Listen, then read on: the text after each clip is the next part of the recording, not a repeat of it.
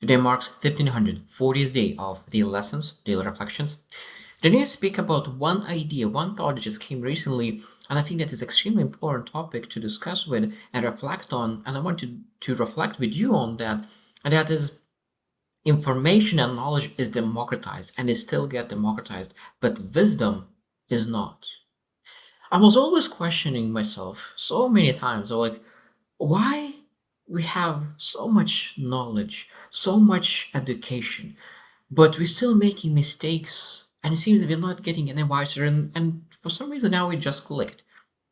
We have so much knowledge, but we don't have wisdom. That's why I think that we keep repeating the same mistakes that are like wars, all the things that I think that is happening right now, is that we have abundance of knowledge, abundance of information, abundance of facts and opinions, but I don't think that we have abundance of wisdom. And today I will share why, even though that information and knowledge, the access to it increased significantly, but wisdom is stagnating, maybe even declining. I will share the things that I wrote because I think that is extremely important to really discuss that, because we know that knowledge is facts, opinions, information, while wisdom is really judgment, accurate judgment in uncertainty. It's self-control, long-term thinking. So of course we need to really wisdom. That's what you're supposed to seek. But for some reason, I think that we, including myself, sometimes we seek more of the knowledge than wisdom. Because I know that people who seek wisdom, sometimes they read the same book over and over and over again. And they said, oh, how many books do you have read? And one person, oh, I read 50 books. Another person, I said, I read only one book. But I got wisdom out of that book. I'm guilty of that because I was just reading books over and over. I was reading books like crazy, like 50 books within very short period of time. But I think that's I realized that execution is important, but execution coming a lot of times from wisdom, and that's exactly when we read a book. Okay, what kind of knowledge did they gathered, and what kind of wisdom did they gathered? Because those are different things, and I think that's again where we need to really improve. So today we'll share 5 things that I think that is nice to reflect on this topic specifically. So why wisdom is stagnating. And I think the one is that there's no cost of being wrong. In the past, when people didn't have online, when they share something with a person in real life, most time they if they said something wrong, they will be corrected. They will be they will mention something, and people will say like, "No, this is stolen nonsense." But now, when I think that when we are online, there's a lot of people who could potentially share something that is not good, not wise, not knowledgeable, inconsiderate, and there will be somewhere in the world who believe the same thing, so the radicals could find their radicals, and at the same time there's a good or bad. There's always good or bad, because people who believe differently and who really have a vision could find people who do the same like this, but at the same time people who do not see right, and even average people sometimes will not be corrected when their ideas are not correct. And when you take away that correction loop, wisdom doesn't come into your life, because we need to have feedback loop to see, to really say, okay, I made a mistake and I reflect on that, I may be able to get better. But if you really share something and then don't get a feedback loop, it might be that you'll not improve wisdom at all. So the first one is that there's no cost of being wrong a lot of times online if you're not able to communicate in real life. Number two, speed kills reflection. That's why wisdom is stagnating, because I think that everyone will agree that we move much faster than in the past, and everyone wants everything very fast. TikTok, Instagram is a very short, 20 seconds and you move on. 20 seconds, even not 20 seconds, but 1 second and you move on.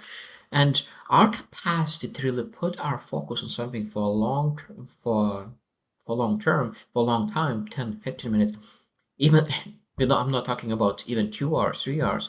I think that loss of ability to really sustain our focus for a long time leads to loss of wisdom as well, because wisdom requires sit. Wisdom requires to pause. Wisdom requires stillness. Wisdom requires presence. And of course, if we think about our our way of living, that we move very very fast, of course that doesn't leave enough room for to grow wisdom. Number three is outsourcing thinking. So what it means that I know that sometimes it's much easier to really have that social conformity. And I think that's one thing that I really, maybe it's not the best example, but I used to, when Andrew Tate was extremely viral, a lot of people used to have videos where they go around and they're asking, "Do you like Andrew Tate?" And they said, "No, I don't like the Tate." And it's like, "Why you don't like it?" And people didn't know why they like it, or some person said that he's not a good person. And rather than validating the information and looking by yourself and understanding if he's actually saying those kind of misogynistic things, or maybe just as I'm clipping, maybe just was misunderstanding. People just used to conform or other people opinions or other friends, because if you say that you don't like someone, at least you know why you don't like something. And I think that's outsourcing thinking. There's a lot of different things that you just don't. Again, this is when speed kills reflection. So if you didn't have time to reflect on things, now you look for shortcuts, and then you start to conform to thinking of the masses. And masses might be wrong, and you might be falling into that wrong bucket as well, just because you're not willing to sit down, reflect, and find the true thing. Number four is ego inflation. And that's again that I mentioned that sometimes when you read 50 books, 100 books, and then you want to really say, "Oh, I read 100 books." Yeah, you read 100 books, but you gathered knowledge, but how much wisdom did you get out of it? How many implementation things? Because I think that when you read the books, it's like, okay, when you say, "I implemented 50 things out of the books." Wow, that's a great thing. That means that you try it, you implement, you work on it, you learn, educate, and improve. Because I used to really admire people who read a lot of books, but now what I admire people who really execute, who really look for wisdom, who said that, okay, I'm reading this book because I want to find that one idea how to execute on specific thing. That's what I'm really looking for.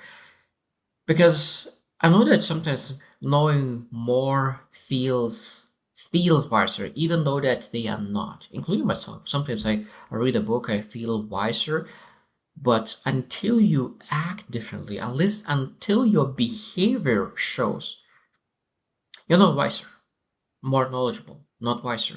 Because wisdom comes with change in behavior, and that's is a massive. So if when you say that, okay, I'm became wiser, okay, what behavior did you change? What did you change in your thinking that allowed you to really have different results because you're taking different actions? That's where the wisdom comes.